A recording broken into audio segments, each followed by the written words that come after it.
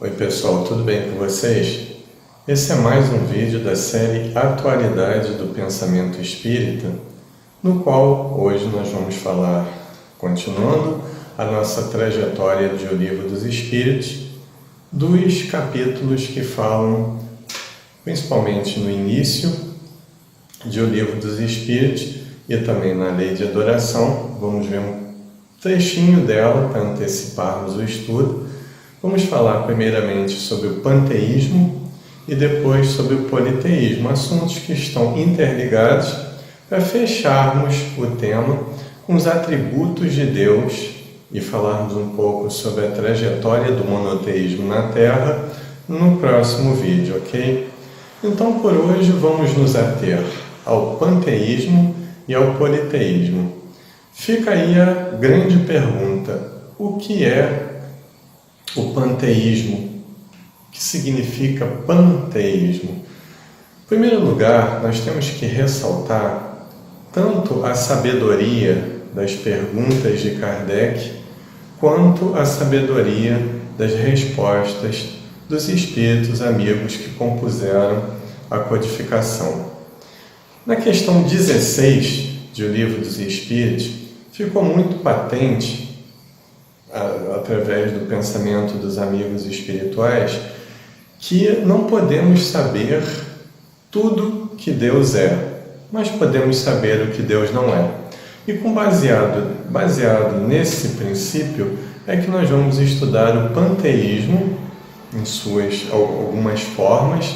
Existem muitas teorias sobre o panteísmo, nós vamos estudar apenas 3 delas aqui de forma introdutória e depois vamos estudar o politeísmo. Começando então pelo panteísmo. O que seria o panteísmo? Vamos começar com a obra de Kardec, com o Livro dos Espíritos, na questão número 15.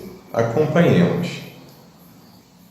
Que pensar da opinião segundo a qual todos os corpos da natureza, todos os seres, todos os globos do universo seriam partes da divindade e constituiriam, pelo seu conjunto, a própria divindade? Ou seja, que pensar da doutrina panteísta? E os amigos espirituais respondem: não podendo fazer-se Deus, o homem quer, ao menos, ser uma parte de Deus. Pois muito bem, questão muito objetiva, muito sintética e extremamente esclarecedora. Não podendo ser Deus, o homem quer ser parte de Deus. Em suma, essa é a doutrina panteísta. É a doutrina que diz que Deus é o conjunto de todas as coisas que existem no universo. Portanto, Deus é o próprio universo. Tem uma variação da doutrina panteísta que nós chamamos de panenteísmo, que diz que Deus é sim o conjunto de todas essas coisas, mas que ele seria algo mais sutil. Ele transcenderia ao universo. E ainda tem uma outra tentativa de unir o deísmo, que é a doutrina de um Deus criador, com o panteísmo, e chamou-se, curiosamente, 2 anos após a publicação de O Livro dos Espíritos, de doutrina pandeísta. Em 1859, 2 homens, 2 pensadores, Lazarus e Statham, eles cunharam toda uma tradição que já existia tanto na cultura oriental quanto na cultura ocidental, principalmente na grega e na indiana, e reelaboraram, na verdade, uma doutrina que eles chamaram de pandeísmo. O próprio Aristóteles, ele cria que o universo foi criado por um grande motor, pelo primeiro motor. Então esse motor era independente do universo. Mas as coisas foram caminhando e a doutrina espírita interpôs então grandes conceitos em relação ao panenteísmo, em relação ao pandeísmo, e de uma forma muito simples pôs a questão da seguinte forma, uma metáfora. Um pintor não é o próprio quadro, apesar da obra do quadro ter sido criado por ele. Ele nunca vai ser o próprio quadro. Então, com essa metáfora, o Espiritismo quis dizer o seguinte: Deus é uma coisa, a matéria com a qual foi criada todo o universo é outra, e o Espírito é algo diferente da matéria. O Espírito anima a matéria na doutrina espírita. Então, de uma forma muito simples e ao mesmo tempo muito complexa, a doutrina espírita resolve essa questão dizendo que Deus, apesar de ter criado o universo, ele não é o próprio universo, ok? Esse princípio do panteísmo, ele fere um dos atributos que nós vamos ver no próximo vídeo, um dos atributos divinos, que é a imutabilidade. Deus não pode passar por nenhum tipo de alteração. Deus não pode evoluir, porque senão o universo estaria em perigo, as leis universais não teriam unidade de visão, não teriam uniformidade, que é o que nós vemos na lei divina ou natural, tanto para as questões físicas propriamente dita, quanto para as questões espirituais. As leis de Deus são imutáveis, como a doutrina espírita responde. Então, dentro dessa imutabilidade, Deus jamais poderia sofrer alterações.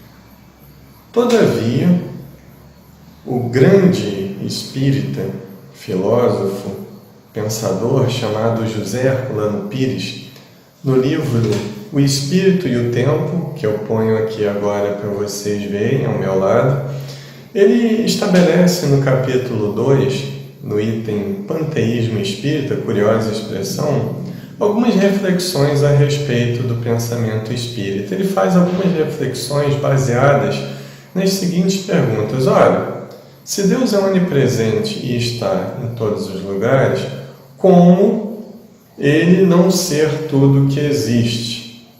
Como resolver esse problema entre a transcendência e a imanência divina? Porque Deus não é substância como nós a conhecemos, como a matéria e até como o próprio Espírito, que de certa forma também é uma forma de energia. Como resolver essa questão? O Livro dos Espíritos diz que Deus é imanente a nós. Como?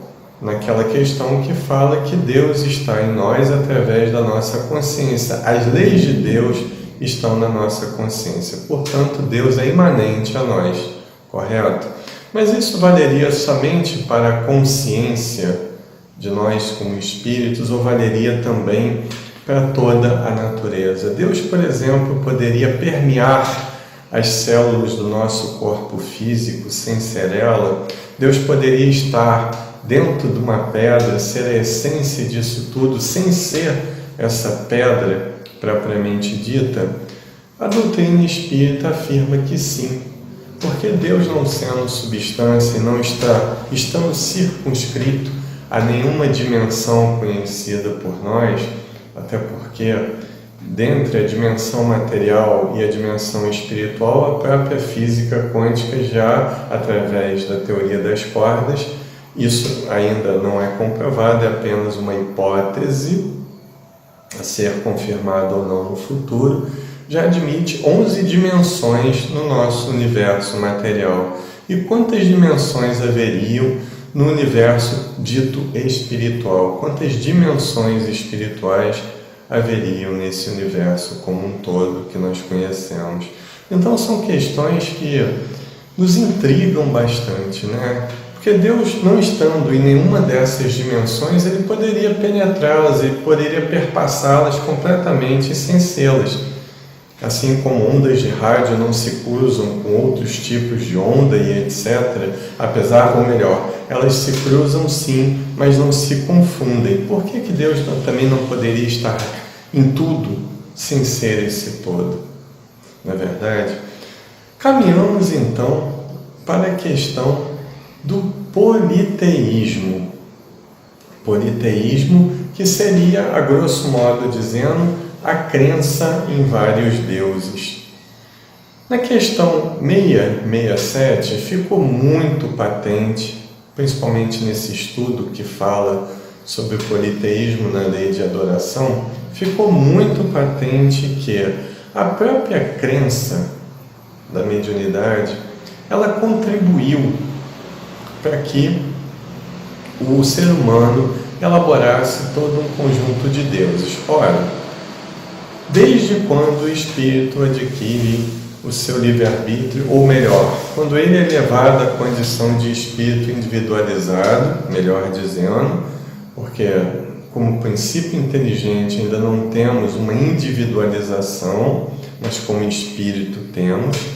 Então, a partir do momento que somos individualizados, passamos a manter contato com o mundo espiritual, de forma cada vez mais consciente, mas de forma inconsciente também, nós podemos observar esse contato com o mundo espiritual. Isso é desde a época do homem pré-histórico, do ser humano pré-histórico e etc. Então, a partir desses princípios, nós vamos crer que o homem que via vários desencarnados, inclusive seus ancestrais e etc., ele não poderia ter uma noção como nós temos hoje em dia. Hoje em dia já é difícil para muitas pessoas admitirem que existe um mundo espiritual que se interpenetra com o mundo material e interage incessantemente com esse mundo material. Fará há 15, 30, 40 mil anos atrás, né? Então nós vemos que a mediunidade ela sempre foi um fator que gerou toda essa indagação do ser humano em relação ao oculto, ao sobrenatural, e o Espiritismo veio desmistificar tudo isso, dizendo que a mediunidade é algo natural, que os espíritos somos nós mesmos em outra dimensão de vida. Mas naquela época não se tinha essa visão. Portanto, a mediunidade foi também um auxiliar para toda a elaboração desse edifício politeísta no mundo. E a questão 667 ela é muito interessante porque ela defende a ideia de que o ser humano, não podendo compreender essa subjetividade de um Deus único, diante de toda a diversidade dos fenômenos naturais e de animais poderosos que representavam muita coisa para o ser humano, ela foi criando cada vez mais sistemas para a explicação disso e idolatrando pedras, plantas, animais e muitas vezes até um misto de homens com animais, como nós vemos, por exemplo, no panteão egípcio, né? No panteão hindu. Isso tudo foi criando uma identidade no ser humano até que se chegasse às formas de adoração antropomórficas. O que significam essas formas antropomórficas de adoração? Elas significam a crença, os primórdios da crença em deuses como homens, como seres humanos. E cada vez mais essa crença foi se subjetivizando e se generalizando ao ponto de chegarmos ao que hoje nós chamamos de monoteísmo, a crença num Deus só. Mas se nós formos prestar atenção, e no final dessa questão número 667 fica muito explícita essa ideia, aliás é textual, os espíritos defendem a ideia de que em todas as épocas da humanidade houve seres humanos que foram capazes de perceber essa ideia de um Deus único e transplantar essa ideia na sua época, e algumas delas permaneceram ainda que no véu do sobrenatural, que no véu de todos aqueles mitos, né, como nós vemos na antiga Grécia, que mesmo tendo um Olimpo, Zeus era uma espécie de chefe dele. Nós vemos, por exemplo, na antiga Índia, né, entre Brahman, Vishnu e Shiva, sempre teve a ideia do Brahman ou Parabrahman, aquela deidade, aquele Deus sem forma, né?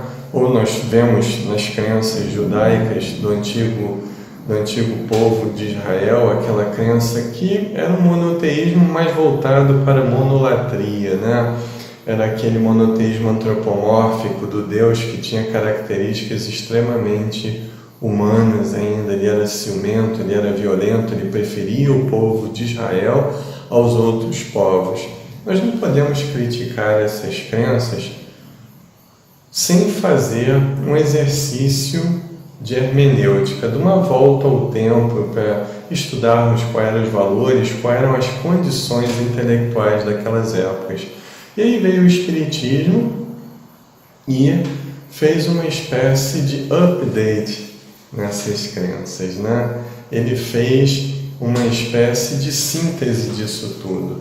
Explicou por que o homem foi panteísta, ou por que ele ainda é panteísta de certa forma, explicou por que o homem foi e ainda é o ser humano, alguns ainda são politeístas, mas também deixou a certeza de que o ser humano primordialmente tende a caminhar para uma ideia de um Deus único. Deus único que nós vamos estudar no próximo vídeo. Para nós defendermos essa ideia do Deus único que está em todas as épocas da humanidade, eu convido vocês aqui para lermos um pequeno trecho do Rig Veda, né? Que é um texto antiquíssimo, porque os Vedas basicamente são divididos em 4 textos, e o mais antigo deles, a parte mais antiga, é o Rig Veda. Então esses textos têm basicamente de 1500 a 2000 anos, até porque não temos como saber com certeza, porque eles foram transmitidos, assim como muitos textos ocidentais, de forma oral, durante séculos e mais séculos, até serem compilados ou escritos, né, para ficarem para a posteridade. Mas o fato é que, num desses textos do Rig Veda, está não implícita, mas explícita a ideia do Deus único. Vamos acompanhá-lo? Não havia morte nem imortalidade, não havia noite, também não havia dia. Em sua origem respirava sem sopro o Uno, fora do qual nada havia. Dele surgiu por primeiro o amor, germe do conhecimento. Os lábios no coração acharam, escrutando as raízes da existência no não-ser. Olha só que coisa bonita, né? Dele surgiu por primeiro o amor como um todo, formador de tudo e de todas as coisas. E o amor é o germe do conhecimento, portanto, nós tendemos cada vez mais conhecermos, dominarmos técnicas para aprendermos o que é o verdadeiro amor. Essa é a verdadeira mensagem da doutrina espírita, a verdadeira e única mensagem da doutrina espírita. E dentro desse estudo sobre o panteísmo, sobre o politeísmo, como lemos há alguns minutos atrás, o homem, não podendo ser Deus, quer competir com o próprio Deus. Ele quer ser parte de Deus, né? Quando muitas vezes ainda não quer ser o próprio Deus, em termos de orgulho, em termos de vaidade e etc. Como sanarmos esse problema? Isso fica muito tranquilo nas questões subsequentes do assunto panteísmo. Precisamos realizar o nosso processo de autoconhecimento com a consequente transformação moral ou reforma íntima, que são sinônimos, a meu ver. Então tudo gira nesses dois polos: conhecer a si mesmo e transformar dentro de si aquilo que precisa ser ampliado, que precisa ser transformado para melhor. E assim nós vamos caminhando, entendendo cada vez mais Deus, sem precisar querer sermos Ele ou parte dele, sem precisarmos querermos ter poderes iguais a Ele. O ser humano, então, dessa forma, contenta-se com a sua limitação, mas possibilidade de eterno aprendizado. Somos deuses, dizia Jesus. Não que sejamos iguais a Deus, dizia Jesus. Eu e o Pai somos um, mas um em identidade, não apenas uma criatura formada, limitada. Nós podemos também ser unos com Deus, unos como os textos 1500 a 2000 anos atrás, antes de Cristo, já diziam. Podemos ser co-criadores desse amor, desse conhecimento voltado para o bom, para o belo, para a felicidade de nós mesmos e do nosso semelhante. Essa é a proposta da doutrina espírita quando fala sobre o panteísmo, sobre o politeísmo e suas várias ramificações. Ficamos por aqui nesse vídeo. Espero que tenhamos de forma introdutória explorado assunto de tamanha importância, até porque essas crenças politeístas e panteístas ainda jazem dentro de nós, transformadas para a cultura atual. Ainda temos todo um conjunto de crenças, todo um sistema baseado nessas crenças antiquíssimas, que não precisamos exterminar dentro de nós, mas que precisamos compreender o porquê desse sistema permanecer. Esse sistema que ficou gravado em nós pelas multifárias vidas que já vivemos em diversas culturas, inclusive em épocas recuadas do nosso planeta. Então, nós vamos passando a adquirir toda uma nova ideia de Deus de acordo com o processo evolutivo, de acordo com a ideia que nós temos de nós mesmos e da ideia que nós temos do que seja o amor. Se você gostou desse vídeo, curta, dê um like no nosso canal, se inscreva no canal Oficina de Espiritualidade, esse nosso canal voltado apenas para a difusão do conhecimento espírita de uma forma ampla, de uma forma aberta, de uma forma atual. Se você já é inscrito, por favor, clique no botão ao lado do botão de inscrição para você receber informação de vídeos novos. Desejo a todos muita paz, saúde e realizações.